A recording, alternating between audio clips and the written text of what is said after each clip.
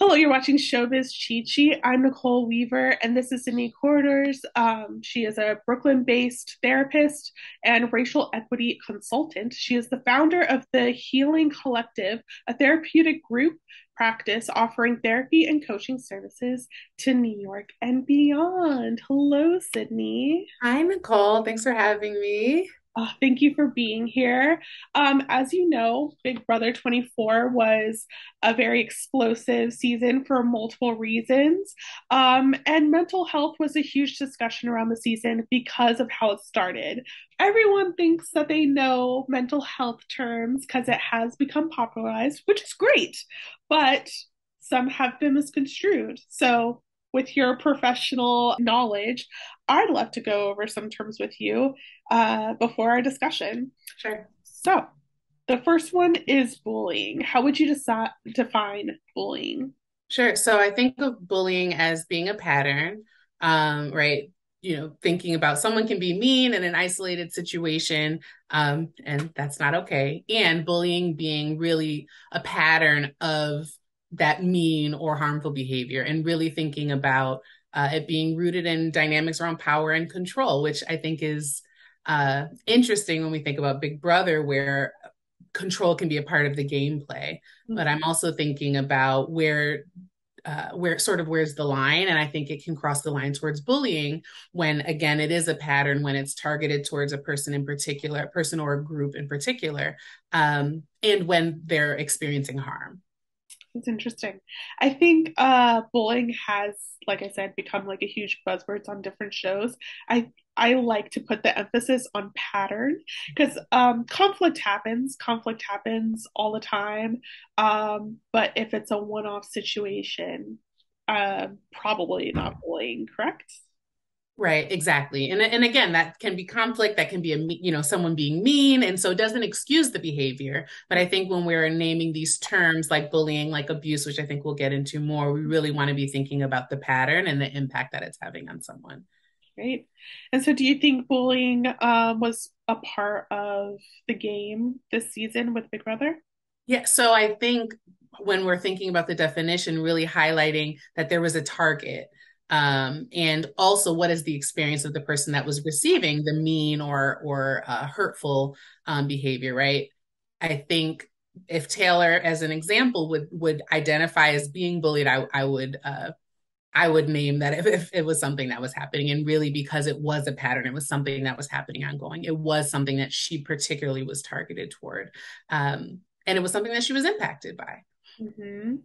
Our next term, gaslighting. What is gaslighting? Yes, so that is one that is often used a lot. I think it can be mistaken for lying. I think it can be mistaken for manipulation. And gaslighting is a form of manipulation. But again, we really want to highlight that gaslighting is used to uphold abuse. And so a lot of times in society, we might say that someone is being gaslit. And often they're being manipulated, which is very harmful and not okay. Or someone is lying, which can feel like it is. Challenging someone's reality, right? So I can understand how those can be confused, but particularly for gaslighting, it is a challenging of someone, and more than a challenging, it is a form of a manipulation and emotional abuse that contributes to someone questioning their reality. And so Wow. we really want to highlight the fact that it is downplaying someone's experience. It is trying to have them question their own self and destabilize their sense of self, again, with the intention of gaining and maintaining power and control. Do you think gaslighting was a part of this season? Yeah, I think it seems so. There was and I'd be curious how Taylor would speak to her own experience, but I think the constantly being told who you are or how folks are receiving you, that feels really counter to how you feel that you're presenting yourself in the world. Um, and again, I think we all should be practicing self awareness and be open to feedback. And I think it was presented as feedback. But again, what was the intention of this feedback? Was it to gain and maintain power and control? Was it targeted to someone? Was it with the intention of them sort of questioning their own self? And I do wonder, for Taylor as an example, if she was questioning her sense of self as a result of the comments that were made about her. Can you talk a little bit about manipulation? So, manipulation versus gaslighting. Manipulation now is not tied to abuse, but what else is it?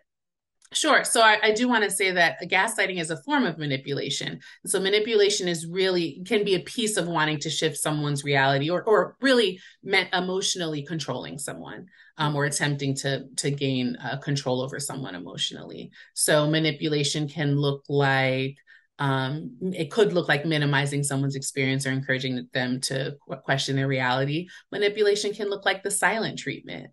It's really what ways are we engaging with someone in a way that is trying to control their response to us. Mm-hmm. And in Big Brother, we always see the manipulation of we're going to not tell this person they're going on the block or they're going home. They're just a pawn. We see that all the time. It's just a little harder to watch if there's more insidious manipulation Right. in And play. again, I think that's the piece around the target, right? Because again, there is the context matters, right? And so I think there is some manipulation that and as someone who's really anti-manipulation, I don't feel great about saying this, but there's some that is not necessarily warranted, but can be understood given the context of the game and of the show. And when it is everyone, when it is targeted toward one person, when those dynamics are perhaps racialized and gendered and even rooted in, based in complexion, that adds some layers that are, I'm thinking about is the manipulation upheld by other challenging systems that many of us face in this world. Yeah. How about abusive dynamic? What is that term? Sure. So I think of abuse really similar to bullying. I think bullying has more of the social aspect where abuse is often more relational. And so the pattern is often more intensive, right? It can be dynamics between friends, and it's often dynamics between family members or partners, in dating relationships. But again, it's going back to that power and control piece. So really someone working to gain and maintain power and control over someone. And so using a variety of tactics, whether emotional tactics, emotional manipulation, whether physical tactics, whether sexual tactics, to assert power over someone or to gain and then assert power over someone for the betterment of themselves and at the detriment and the harm of the target. Mm-hmm. Do you think that was at all part of Big Brother 24?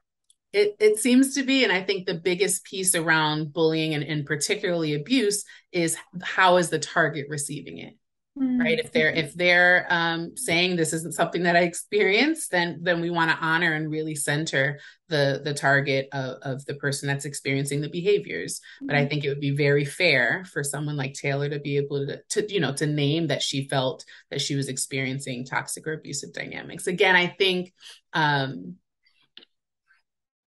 it really is the pattern. And so I also think it would depend on the dynamic, might have felt like a toxic or abusive dynamic, whether any individual in particular was being abusive. I think, could be discussed because it really depends on, how Taylor was receiving it in this example. And also, again, the pattern piece. But I think it would be something that would be fair to be said if that was something that she or others felt was experienced.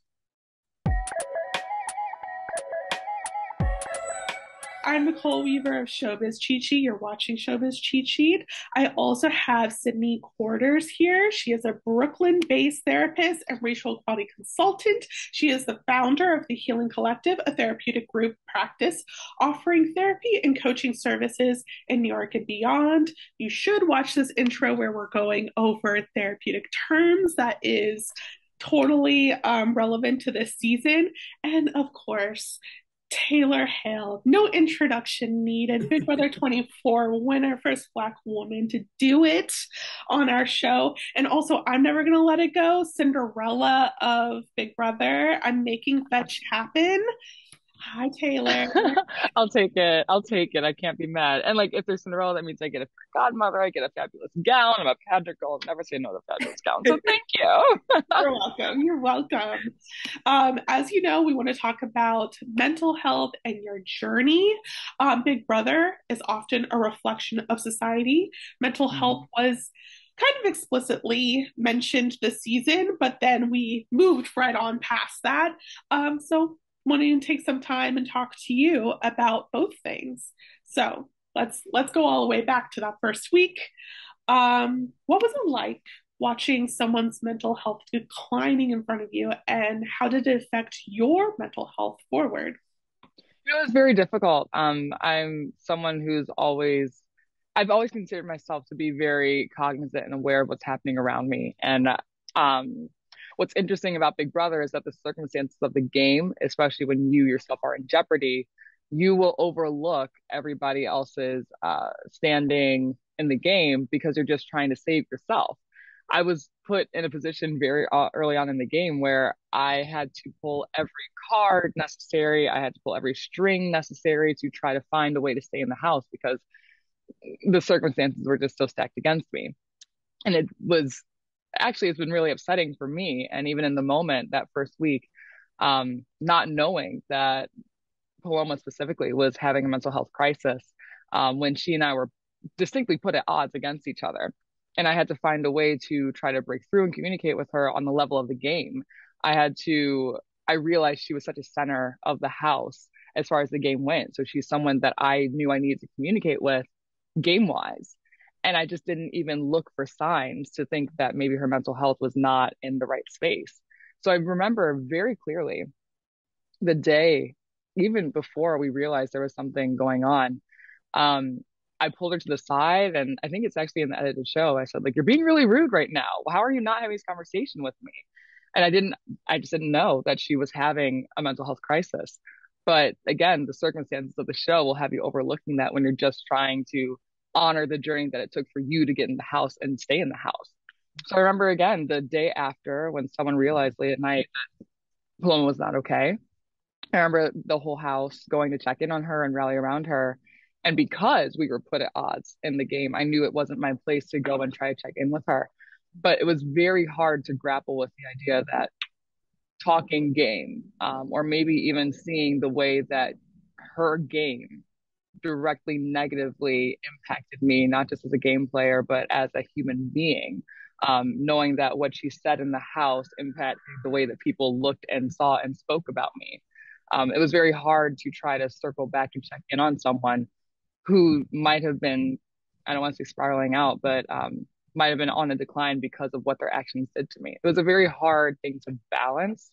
And there's even a moment, I don't think it's shown, but there is a moment when we're first told about Paloma and I start breaking down after Daniel announces to all of us. And I did say, like, I feel like I'm responsible. And of course, the house guests were very quick to say, no, you're not responsible at all. Don't even say that.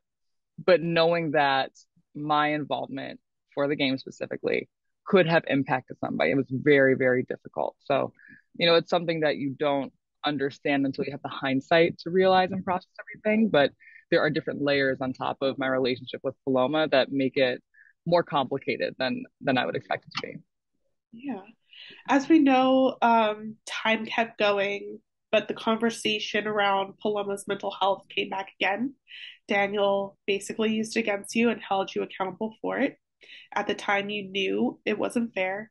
And then, even after the season, there's talk of, well, the things that Paloma did against you maybe should just be like written off because we know her mental health was declining. Sydnee, my question for you is it ever right to use your mental health declining to excuse behavior when it harms someone else? Or, yeah, and how often I notice the conversation around mental health never centers Taylor. Uh, bless you. And it's possibly because Taylor hasn't given the platform to really talk about it and open up about it. She was ostracized during that time. So, yeah, Sydnee, can you open up a little bit about that? Yeah, so I think the first thing that comes to mind for me is the idea of both and, right? Like multiple things being true at once. And I think in our society, that can feel challenging for many folks. It's either one thing or the other. And I find a lot of spaciousness in the idea that multiple things can be true. It can be true that many people's mental health was impacted by the experience of Big Brother. And it can also be true that the context of mental health does not excuse behavior and or take away responsibility or the need for accountability. And I think that's where, when we are in the either or narrative or perspective, it can feel like one person needs to be right or the other. One person's mental health is more important than the others, as opposed to multiple things can be true at once. And it can be very true that someone had a really challenging experience in regards to their mental health, and that their behaviors contributed to someone else having a really challenging experience and them being harmed. And I think it's important for there to be aftercare and accountability. Yeah, or else it can feel like manipulation, right? Using mental health to excuse the way that you've harmed someone or impacted someone negatively. And I think that, unfortunately, is something that is common in our society, and that's often racialized and gendered, and it's important to be interrupted. Yeah. Taylor, after Paloma leaves, she the rest of the house then started ostracizing you. You didn't hear a lot of things that people were saying about it, but often when you went into a room, got silent, and it was affecting you. Life feeders saw you breaking down, crying. Can you talk a little bit about what did it feel like in your body or mentally to experience that kind of ostracization? Well, when you're in the house, it's like a double-edged sword. The fun of Big Brother is that conversations are happening all the time and you don't know what these conversations are. Well, when you are the person that is being talked about, you walk into a room and no one will tell you what is being said. No one will tell you explicitly what the depths of the conversations are. But you do pick up on a shift in the energy. And I'm not a dunce. It doesn't take me walking into a room and noticing that people are very quickly now reading the label of some package or the back of a honey jar, or just not speaking at all, which is more so the case. It was early in the game, so people didn't have the skills to actually change a conversation. They would just not talk, or they would get up and leave a room. That's something that, having experienced bullying, being a girl in middle school, I know what those signs are. I know what that energy feels like. And when you know that the purpose of this game is to be having conversations to further your game, and you are not exposed to even that opportunity, it is, isolation doesn't even describe it, because as an only child and an introvert, I love isolation. I really do. But that is by choice. I get to choose when I like to be alone. If I am seeking out companionship, if I'm seeking out engagement with other people, and it is being slammed in my face like a door, that's painful. There were moments, many moments, especially the one where I went to the bathroom and just folded over and started sobbing. You don't understand how deep the pain can be until you experience it yourself. And mind you, I only knew that I was being isolated. I did not know what the actual depths of the conversations were. If I knew they were as ugly as they were, I don't know if I would have survived in that house. Mm-hmm. I don't know if I would have, because how do you beg people to see your humanity? I was still playing the game. I didn't know that I was in a position where I still had to beg people to see my humanity. And luckily, because of just who I am as a person, people eventually saw that, and that's how I got embraced into the game and ended up winning. But I think if I had the knowledge of knowing that I had no choice but to beg to be seen as a human being, I don't know if I would have been able to accept those terms and continue on.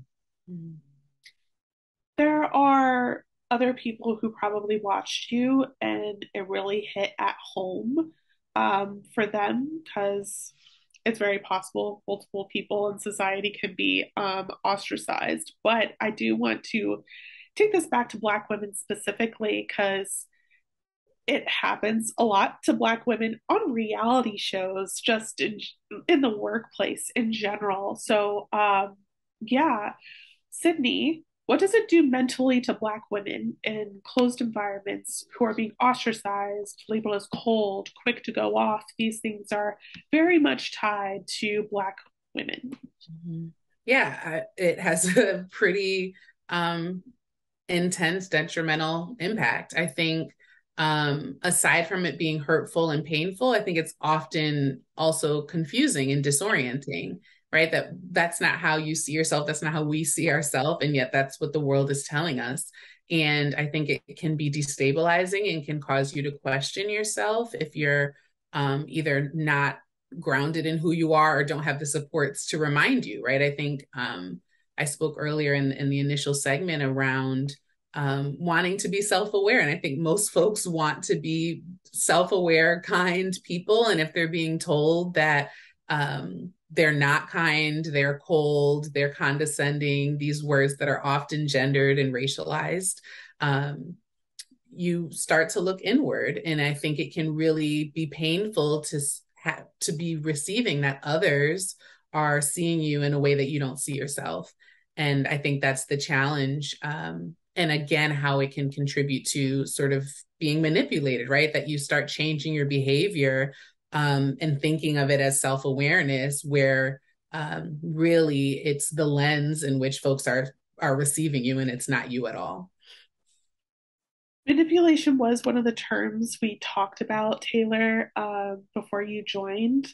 But the big thing that Sydnee really hit home is it's so much more important of the person on the other side. The actions actually identifies with the actions that they're talking about. Do you feel manipulated during your time in the Big Brother house at all? There are times where I look back and I realize, oh wow, I think directly to this conversation, it was never about wanting me to be more self-aware. It was more about wanting me to dilute myself and become a box or a shell of what people wanted or expected me to be. I might have been seen as quote unquote too much. I might have been seen as quote unquote aggressive. We all know, anyone who is watching this show or the live feeds know that that's simply not the truth. But there are so many moments and so many turns where I was expected to appease other people. I was expected to do something to make someone else comfortable. And that's just not by nature who I am. I am a confident, bold human being. I am an unapologetic, bold, brash human being. But in the same vein, if someone comes to me and says, I have harmed them, that is something I take seriously. Mm-hmm. Now, to know that that is what was taken and twisted, there was projection that was happening. And that's how I harm people. But that was never harm that I caused. It was someone else projecting their insecurities or their discomfort onto me and demanding that I appease them. That's how I felt manipulated in the game. Because even as I did my investigations after Daniel put me up as a backdoor target and said, you need to apologize for what you've done, as I started investigating, I realized that these claims, these ideas that I was not a good person was mostly BS, but I didn't let go of continuing to investigate because there had to be some truth to this, right? There had to be some realness to this, right? Eventually I came to understand that wasn't the truth. And as the game unfolded later, truly into the last week of the game, that's when I came to understand that none of the things that were projected onto me were the reality. Projection is something we didn't talk about. So, Sydnee, I'm going to bring it back to you. Do you agree that projection was part of the dynamic? Yeah, I mean, I think, the irony of being called condescending while being condescended to, right?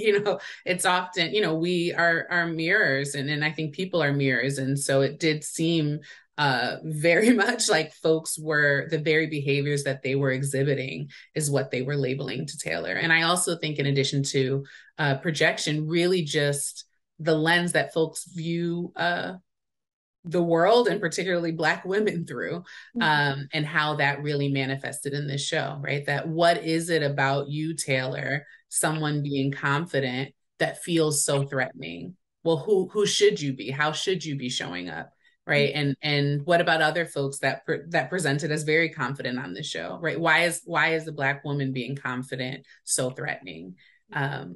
And I can imagine a lot of folks might not necessarily initially attribute it to Black womanhood. There's just something about her that irks me, right? Well, let's interrogate what that something is. And again, is it something about Taylor, or is it something within yourself based on the way that you move through the world and the way that you've been socialized to receive folks like Taylor, and particularly Black women? There was even language that was used to describe other women of color in the game. I remember as I started joining the leftovers, even before that conversation, people would call me a threat. They would call her They called the other side of the house a snake, and Amira was the head of the snake. And by default, she started being called a snake. And I leaned into calling Amira a threat at first because calling anybody a threat in Big Brother is technically a compliment. But as I realized these cameras are on, as I realized what that term can mean for Amira, I remember specifically telling Brittany, and I hope I told other people, I said, I'm not going to call her a threat anymore. I'm going to call her a strong competitor. I'm going to call her someone to be on the lookout for, but I will not use the language of calling her a threat because I'm not going to do that to another Black woman in this game. I'm not going to call her a snake because even though the other side of the house can be smart and crafty, I am not going to attribute the word snake to another Black woman in this game. It's just not worth it to me. There are other ways to identify women of color, Black women in this game as strong competitors without throwing them under the bus. Live feed fans also watched how you coped. Sometimes it was lying in bed, some self-talk. Can you talk a little bit more about, yeah, how you found those ways to cope? Did you already have them before going into the house, or were you self-discovering as you go along when you were in this stressful environment? Yeah, I've always known that my bed is my comfort spot. It's why I used to pay an obscene amount of money for rent in my old apartment in DC. Like, I want a home that feels comforting and caring for me. And the space that I created for that in the Big Brother house was my bed. You notice I never left that bed unless I was HOH or another time. So, but outside of that, staying in bed, you cannot expect to receive love from other people, especially in the Big Brother house. You need to make sure that you are the only one pushing yourself forward. Now, did Joseph help me through some dark times? Absolutely. Did Brittany and Michael help me through some dark times? Absolutely. There are moments where you can lean on other people, but we sign up to play a game. And in this game, my coping mechanisms were getting in that bed, reminding me what my core and my truth feels like, and telling myself how to continue on. You can't continue on if you don't believe in yourself in the way that you hope other people would believe in you. So on those days where I felt especially isolated, on those days where I felt like I did not want to engage with people who didn't have it for me, I remember laying in that bed and just saying, up, get up. You have to get up. Get in the shower. You have to move. You cannot lay in this bed all day as much as I wanted to. So those coping mechanisms outside of the self-talk, um, laying in bed, being more inwards than ever, that was already established. But once I got into the house, I couldn't be fully internal. There were moments where I had to motivate myself verbally so I could actually get up and play the game. Also curious, was outfits ever part of it? Because I specifically remember you were having a down day, and like you said, you were in the bed for a long time, and then you put on a hot, like, bathing suit, orange bikini, and like some people were mad about it, but you're like, I'm gonna go out and I'm gonna sunbathe, and I don't know. I think Black women sometimes do turn to luxury sometimes as a form of self-care and then get put down for it. So I am very curious if it was part of self-care or that's literally the clothes you had. Oh, well, look, I had a much plainer black bikini that I could have worn, but I had this bomb orange bikini with a matching cover up and my favorite heels to wear with it. If I'm going to choose to have a good day, part of having a good day is looking the part, it's feeling the part. I don't feel the part if I don't look the part. And I told people specifically, I'm going to have a good day today. And yes, I did stay in that bed until just about the time the sun was going down. But when I put on that bikini, I felt like me. When I put on those heels, I felt like myself. When I got through the house and into the sun, I felt like I was declaring my space in that moment in time. And that is something that no one could take away from me, no matter how much they wanted to. And we saw that people wanted to, but that was something that I chose not to let affect me. And frankly, when I was later told about it, all I could do was laugh. Because if you're mad about a girl putting on a bikini and having a good day in the sun, you gotta go worry about something else. Sydnee, can you talk a little bit about this? Black women do a lot to protect themselves to the outer world when they know they're basically on defense mode. and enduring a lot. Can you talk a little bit about that? Yeah, as you asked the question, Nicole, and as you were sharing, Taylor, I was again going back to that both and like there was a part of me that was feeling so empowered sort of through you as you were sharing of like one thing Black women gonna do is put on a fit, have your hair feeling how it needs to feel and just like do what we need to come back to us, I think is what I heard you say. And I think that is so beautiful. And it also can is a bit disheartening that we have to, right? That, and I think there, I'm thinking about again the Big Brother space, how it's very reflective of real life, and it also is exacerbated, right? It's sort of literally a microscope. There's a microscope on this, microcosm of real life, and so I think about how we should be able to just lay in our bed and be sad when we're experiencing hard things, and also that's not a part. We need to pull through as human beings and as Black women and also in the part of the game. And so I just really commend you for that. But I do think so often, particularly Black women, a lot of the harm and hurt that we experience is kept inside because we just got to keep going. We got to take care of ourselves. We got to take care of other folks. Don't let us be, we're strong and that's an issue, but don't let us have a hard day, then we're weak, right? As opposed to vulnerable or brave or strong in that vulnerability. And so we got to put on that face, and then we put on that face, and then there's something negative to say about that too. And so, there's really such a box that we are put in. And what I've come to learn is none of us can fit in it. And so put on that orange bikini and do you. And so I really respect the fact that you were able to do that. And I think it was hard for a lot of folks, particularly Black women, to have to witness, though, in terms of their compassion for you, Taylor, and also the ways in which we connected with, yep, that's what we got to do. We gotta just talk to ourselves, because sometimes we can feel alone in it, or all we got is that fit, and then, yeah, then folks have something negative to say about the luxury. And so what does it look like to really disregard what other folks have to say and do what we need to care for ourselves? And I just wanted to highlight how much I do commend you being able to do that, because I think a big part of Black womanhood is also community. And so to do that in isolation, in a lot of ways is incredible. Yes, I think the take home homework for anyone who's here because they love Taylor, but also is not a Black woman, is check on your Black woman friends, even if they look hot. Ask them about their mental health, because we have to put on this exterior because most of the time no one's going to feel bad for us. There were many times Taylor was in that bed and no one checked on her. So at the end of the day, it's either stay in that bed or get out. But it shouldn't be that way. And that's like a take home piece for you. My next question is, were there times you felt unsure of who you were because of other people's perceptions of you? Oh, of course. Are you kidding me? It's like I said earlier, if someone is telling you, you've harmed me and you've harmed someone that I care about, and everyone is feeling harmed, and it's up to you to investigate and understand what you did. I won't tell you, but you need to go figure out what you did. Of course, I'm going to be like, I was in a tailspin. I was very confused because I'm very, again, confident in who I am. I'm very confident in the fact that I am gentle and sensitive and caring, amongst being the whole bad bitch persona. Like, I am both at the same time, no less one or the other.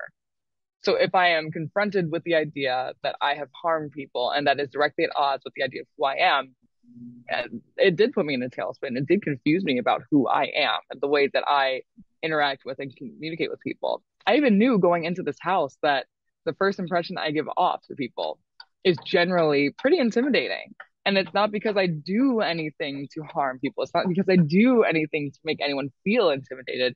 It's just because people project their assumptions onto me. So I knew that would be the case going into the house, but I didn't think it would last long, because the second I opened my mouth and have a conversation with someone, which I knew would happen on the very first day, that whole glass wall is completely broken down. So when I had conversations with people the first day and that glass wall was not broken down, I was very confused. When a week went by, I went up as a backdoor target. When a second week, a third week went by, and I was trying to communicate to someone who I thought found out terrible news about their mom. But moments later, I'm having a finger pointed at me and I'm yelled at in the middle of a room, and nobody is coming to defend me. In the moment, I think, how did I miscommunicate attempted sympathy and empathy for someone? And how is no one else recognizing that what happened in this moment is wrong? What did I do to deserve not being protected in this moment where everyone clearly knows that was happening here is wrong? Of course, my idea of who I was shifted because I understand myself to be someone who is worthy of being defended and protected, worthy of being loved, worthy of being given the benefit of the doubt, regardless of what point in the game it is. So when those things don't happen, when that's not extended to me, it makes me wonder if there's some sort of self-discovery or journey that I need to go on to be deserving of those things. And thankfully, I've come to understand throughout the game that that's just not the case. Sydney, um, this is something I think also a lot of Black women could relate to. And a lot of the times when we're talking about projection, that specific moment, Taylor, that we're talking about with Nicole, she knew she was throwing that competition. You literally tell her if you have to lay down the fight, lay down the fight was completely different reason, but the sentiment still, and then it was about I'm a great fighter. Like it just something I think I don't know if it was guilt or what, but that just got that side out. What does it do mentally to Black women, Sydney, when people go on the offense to Black women like that? Either it's to get something out of them or to maybe not look at themselves. I'm trying to figure out the dynamic of what's happening with Nicole in that moment besides, oh, I feel called out. I'm going on the offense right now. Mhm. Yeah, well, I think about again, in our society, the defensiveness, I think, is often, by being defensive, then jumping on the offense is often rooted in, um, like the idea of right and wrong and how punitive our society is. And so folks will do anything to avoid it, as opposed to really being able to just take accountability and not having to be the biggest deal in the world or the worst thing in the world. And I think also how easily, unfortunately, in our society, it can be to disregard Black women Mm-hmm. and to discard Black women and to sort of throw them and us under the bus, and thinking about how it seemed so easy to be able to do that, and how this happens in so many different settings. And so when you say what does it do, I think it's disorienting again to really think about, wow, is this how people see me? Like, do I need to interrogate who I am, or how I'm showing up in this world? I think about the example of folks in the workplace, and Black women in particular, in a predominantly white or non-Black workspace. And maybe she's just doing her work, minding her business, and she experiences some of those microaggressions or the isolation. And so maybe she's not joining folks at lunch. She's just eating lunch at her desk, minding her business. And so not only is she feeling isolated, but she's now then being told that she's cold and not a team player, right? And so I think about how it can impact someone emotionally, but also professionally and financially, right? Now this is getting back to her boss, and she's getting passed over for raises because she's not a leader or a team player. She's instead self, right? Like these narratives and how they build and how they can last for someone.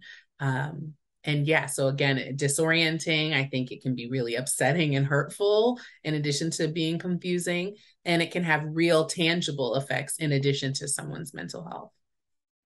I think you just triggered a lot of Black women right there talking about the workplace. That's very real. Um, I'm going to bluntly ask this of you, Taylor. What words would you describe your dynamic with Monty? Um, yeah. Oh, that's interesting because from my perspective, it shifted throughout the game. So at first we were at odds, directly in competition. And then throughout the leftovers, when I thought that we were really building some momentum for a strong friendship, for strong game relationship, I felt in sync, Mhm. which is interesting. And then towards the end, it felt mutually beneficial. I don't think that Monty and I were interested or connected deeply or saw a long lasting friendship outside of the house. And I think we both saw that there were benefits in sitting next to each other in final two. But it's interesting to understand his psyche in approaching taking me to final two as opposed to when I would have taken him to final two. Yeah. It's the conversations he had behind your back really got into wanting you to be vulnerable. For some reason, that was his sole That goal, was the word. is to be vulnerable. And you saying that people need to do things in order to earn vulnerability. You do not give that away freely. He brought up, well, some women, when they're traumatized, they want to take that out on the future men. Then he went back to when simply taking the headphones that you earned back for the music you earned and asked for back. Now it's, well, everything that everyone did to you before was valid. Maybe there's some validity there. Are there any words you have for that kind of dynamic between you? Oh, I think not just for this one person, but for anybody going through a dynamic like that, it is manipulative, it's chauvinistic, it is I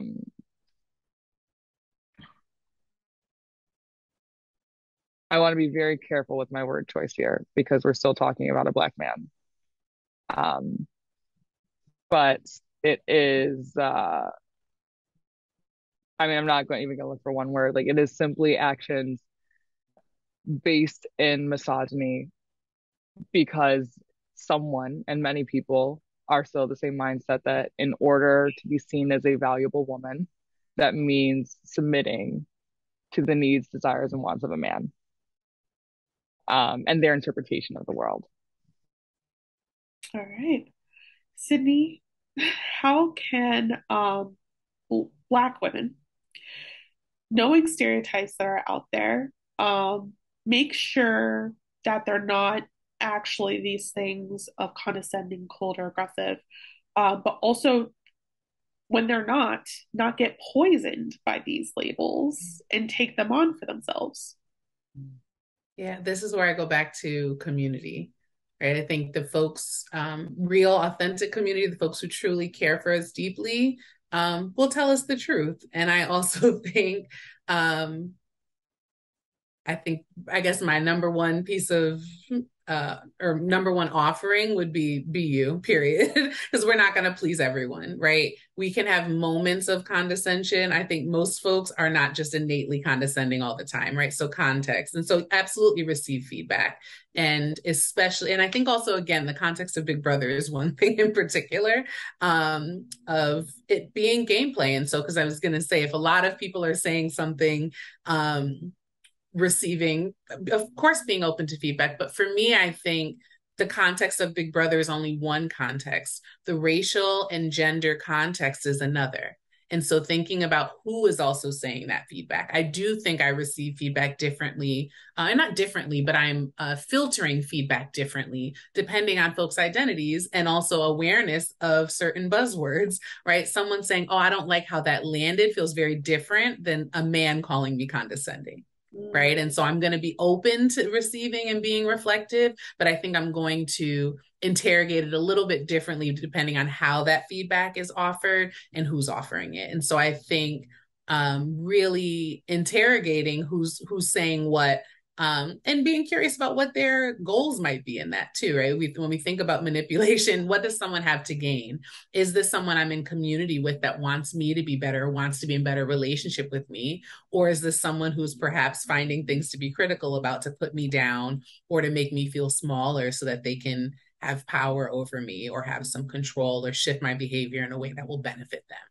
And unfortunately, like we shouldn't have to be thinking about all that. We should be able to just be genuine in relationship. And I think that is a burden that many folks of marginalized identities carry, and particularly Black women, that we do need to think a little bit more critically. But I think that extra labor is in service of our own care and sense of self, because otherwise we're going to be working to shift and mold for everybody and what box they have us in. And like we said before, we can't fit in that box. And so be us, be true, but of course be open to feedback, but thinking about who's offering the feedback and what might their intention be.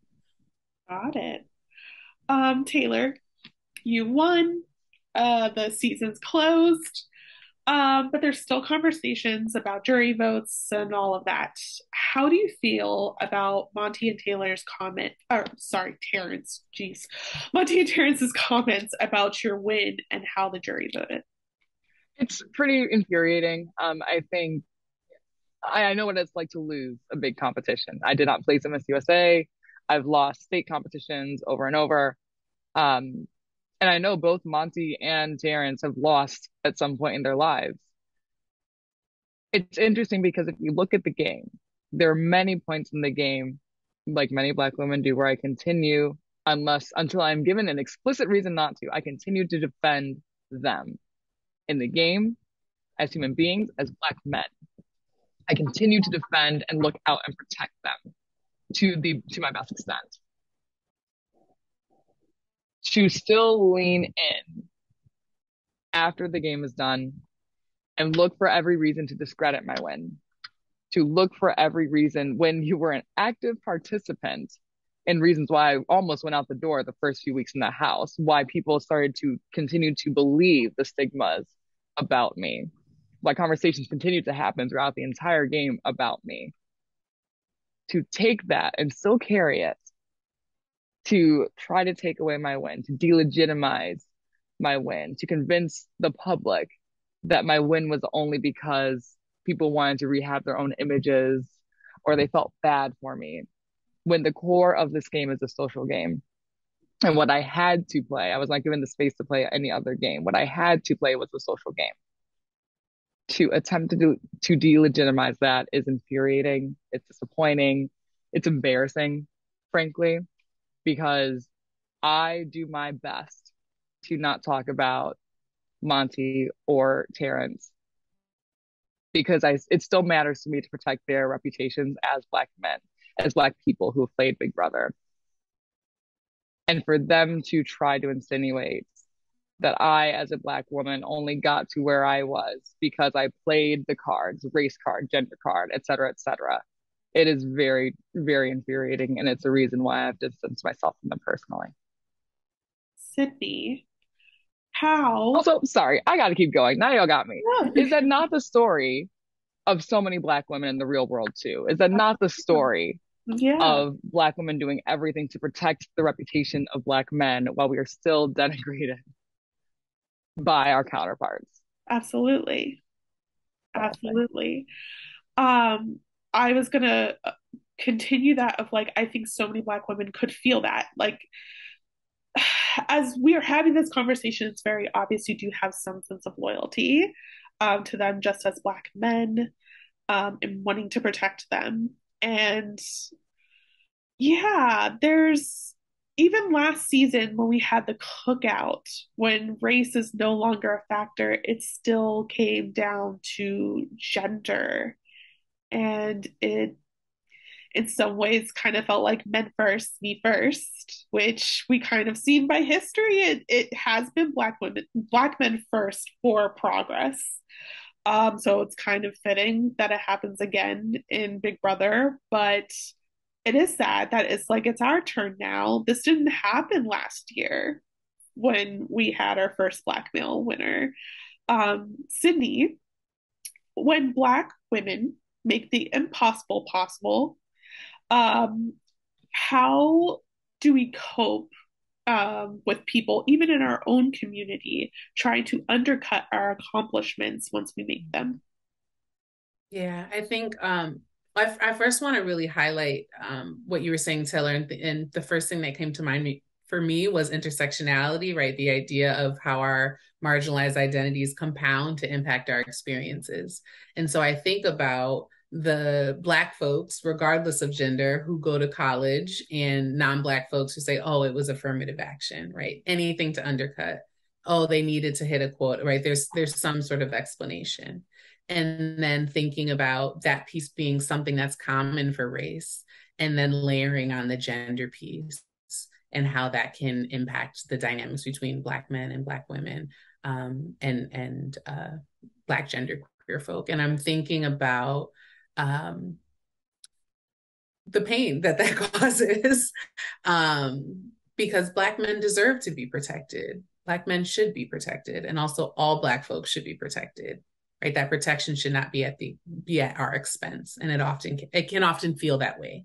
And so going back to your question, I think it is, again, comes back to community. It comes back to the Black men and Black folks in general who are there to support Taylor and to support, to support us. But I think it also comes back to just knowing who we are, knowing that we did work to get here, knowing that we are deserving of being where we are, knowing that we have earned it, knowing that sometimes there are a lot of wins we shouldn't have to earn. We are just entitled to them, and that's okay. And so I think those are the two pieces that I often come back to, is knowing who we are and being grounded in that, because the noise can be really disorienting. And so as much as we can, just being clear in who we are and what we are deserving of innately, on top of what we've actually worked hard to earn. And Taylor worked very hard and worked against all odds to earn this win.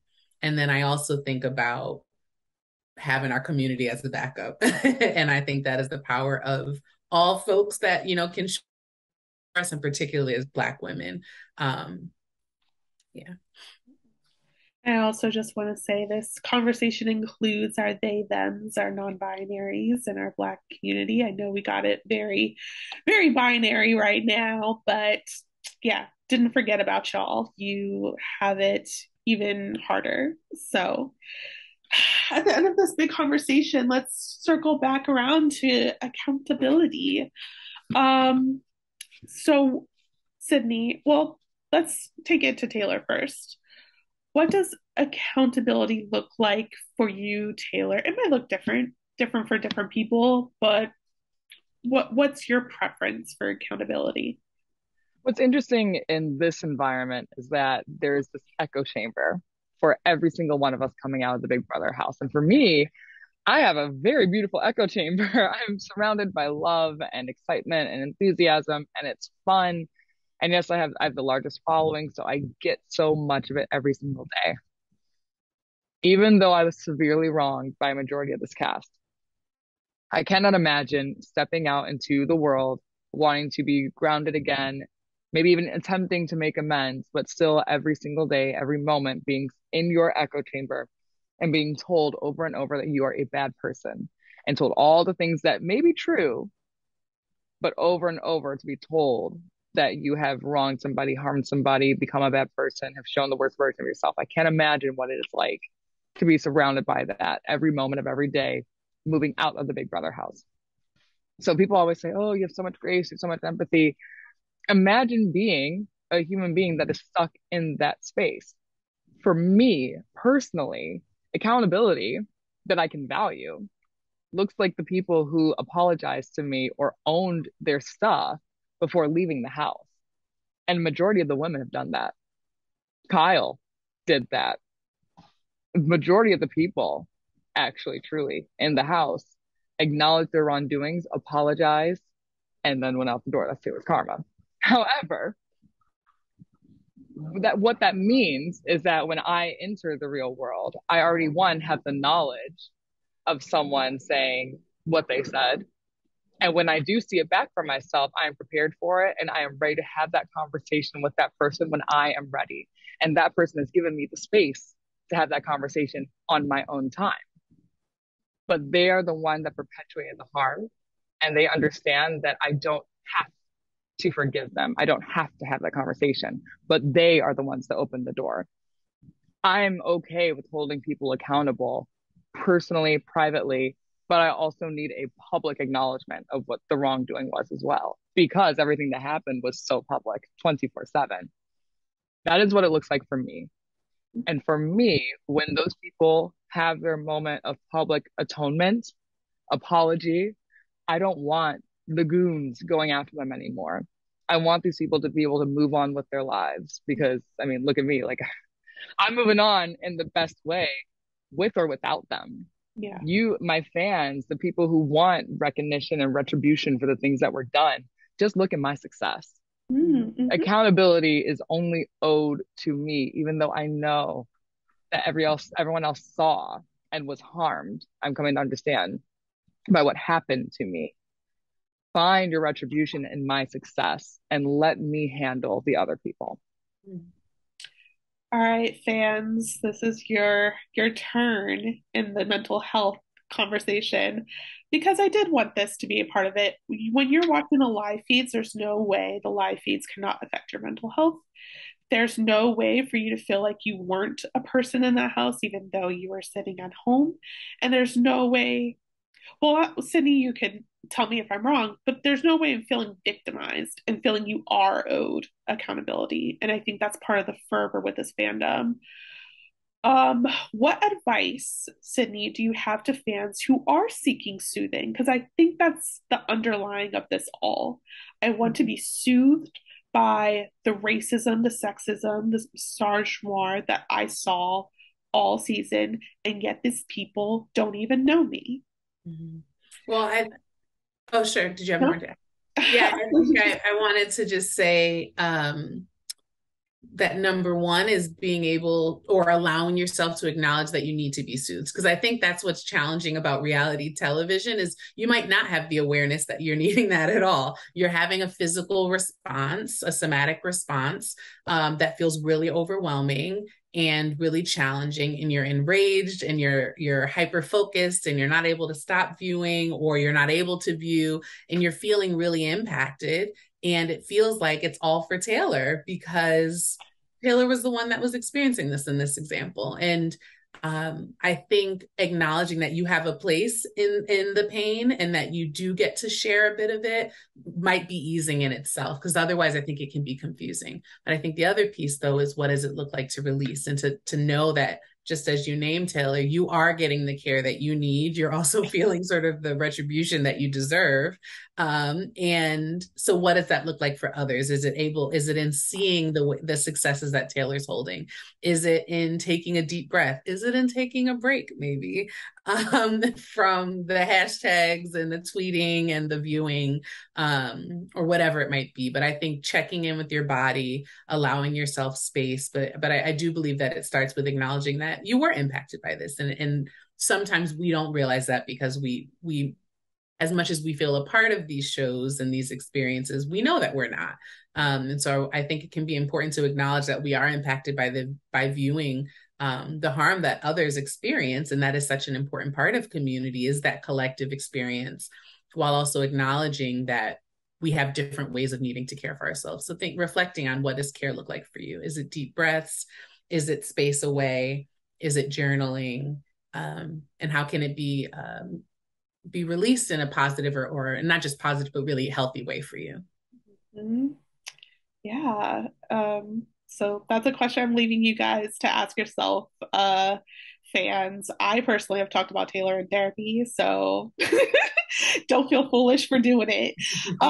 One of my last questions for you, Taylor, is we hear all season and it feels very PR. People are like, I'm gonna watch it back with Taylor. I'm gonna watch the season back and we'll sit down and we'll talk about it.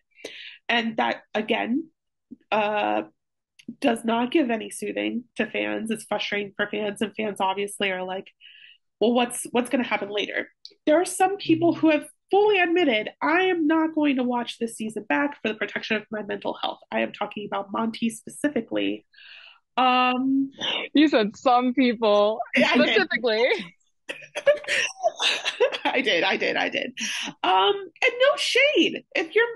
We'll talk about it. How do you feel though, hearing that from your fellow house guests who are refusing to watch it, and therefore it is harder for them to really have a conversation about their actions if they don't know what they're apologizing for. Yeah, I think at that point you're accepting that there is no ground to be made up. You have to be willing to walk through the fire and have full accountability. You can't just go through interviews and be told, oh, well, you said this, and say, okay, well, for my mental health, I'll get to it later. There is no later for me. And when you harm someone, what you have to do is make amends as soon as possible.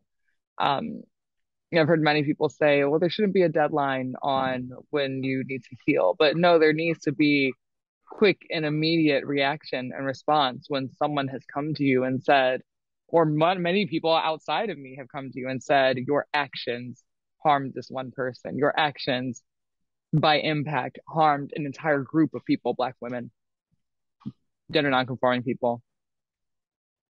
I understand the space that may be necessary to digest the season. I do. There were moments where we were watching as a cast or a majority cast, watching some episodes, and some people in passing said, you know what, I need to leave. I can't watch this, or this is making me uncomfortable. I can't be here. I understand that. But they were not in moments where specific harm had been done against another person or me. To skirt that, to offer um, an apology without substance, an apology without sources, I'll say. That's not an apology. I like this idea of the preliminary apology, I'll say. That's what I've called the people who have apologized before leaving the house, because they know and can acknowledge in their head moments where they did something wrong to me.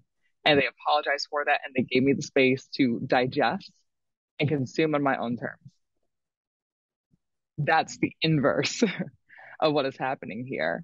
The person who causes pain has to have full accountability and ownership over their actions, and then give the space for the other person to digest, not me who has been harmed, giving another person space to understand the harm that they've caused. I struggle with that idea because, as much as I agree with it now, I still struggle with it because I want people to be honest in their apology as well. I want people to fully understand the depth of the harm that they've caused before apologizing, but you have to be willing to dive into that body of work. Mm-hmm. So I've talked about it in that space. I'm okay with some people taking a little bit more time to digest what they have done, to apologize. But it has come with a preliminary notion and acknowledgement of the harm they've caused. This particular case, is it's in a space where it's just no longer going to be working for me. Sydnee, what we're talking about right now is not unique at all. Children of parents all the time are like, hey, I remember when you did this. And parents are like, I don't remember that. And just, or they refuse to look at something. So this is not at all unique, just relevant to the season. So, yeah, can you talk a little bit about how we already previously mentioned before this talk that accountability, one, is not always an apology, but also to how do you, as the person who was harmed, yeah, move forward. Taylor sounds like she's good. I want to remind fans, Taylor's good. She's right here. She's glowing. I'm great. Don't yell at somebody else. Just go pay for my subscription or buy a cameo. But this is a conversation I wanted to have for centering Black women, but really everyone in the mental health space. If you are having a hard time with someone who doesn't want to look at your past and just wants to keep it moving like everything's good, yeah, how do you move forward? Yeah, so again, I think about accountability, and I really am just going to be highlighting a lot of what Taylor said, because I think you named it so beautifully, but really that accountability is, it's not up to us to name it's not up to me to name what accountability is. It's up to the person who experienced the harm. And Taylor really laid out pretty explicitly what accountability looks like to her. And so you rise to the occasion. And mental health, everyone's mental health is so important, and no one should be privileged over anyone else's, period. And we want to make sure that we're acknowledging that how might we be privileging our own mental health over someone else's. Where does Taylor have the choice not to view or not to be exposed to what she experienced and what was said about her? I also think that there is a way of being accountable without rewatching it. And so I think it can be debated whether or not folks like Monty should be watching it, but taking that piece aside, what does it still look like to rise to the occasion and be as accountable as possible versus, oh, I can't speak on it. Well, you were also there, and I am not in that experience. I cannot imagine, I'm sure there's so much that is not able to be remembered. And also, when someone names a particular experience, I imagine your memory is jogged, or I imagine you have enough self-awareness to be able to say, oh, that is something that I might have done, or I'm trusting and honoring that if someone is saying that they're harmed by me, whether or not that was my intention, whether or not I might rewatch it and still have a different explanation because I viewed it in a different way. But the point is that someone was impacted by me. Mm-hmm. And I named earlier the different, the intention versus impact. And we should never be privileging our intentions over someone's impact. So I think there's so many holes that can be kind of poked through that. But even if we're taking all of it at face value, I can imagine it being really hard to rewatch so many aspects of the season. And so taking that piece off the table, folks need to be accountable, or I encourage folks to be accountable for their behaviors and for their harm. And I think that's what I'm hearing you ask for, Taylor, or what you've asked for long ago and what fans are asking for. And sort of using mental health to skirt that, I think, is harmful to not only someone like Taylor and to folks who have experienced harm, but it's harmful to the idea of mental health and the mental health field in general, right? Because it then is used in a way that can be dismissed or be debated, as opposed to folks should do all that they can to protect their mental health, and folks should be accountable to the harm they cause. Mm-hmm. Thank you so much for all of your time and expertise. Taylor, where do you want people to find you and all of that good stuff? Oh, you can find me on Instagram and TikTok at the Taylor Mac. That's the THE Taylor TAYLOR Mac MACK. And you can find me on Twitter, where I say ridiculous things all the time, completely unfiltered, at the Tay Mac. Tay spelled TAY. Okay, and Sydnee Corridors. I don't want anyone leaving this video not knowing Sydnee's name. She's why we have expertise in this. So Sydnee Corridors, where can people find you? Yes, I can be found on Instagram at Sydnee, which is SYDNEE _Renee, RENEE. And then also I am the founder of a group practice, a therapeutic group practice called The Healing Collective. And so we can be found at www.thehealingcollectivepractice.com, as well as The Healing Collective Practice on Instagram. So please follow us and reach out if you're looking for mental health supports.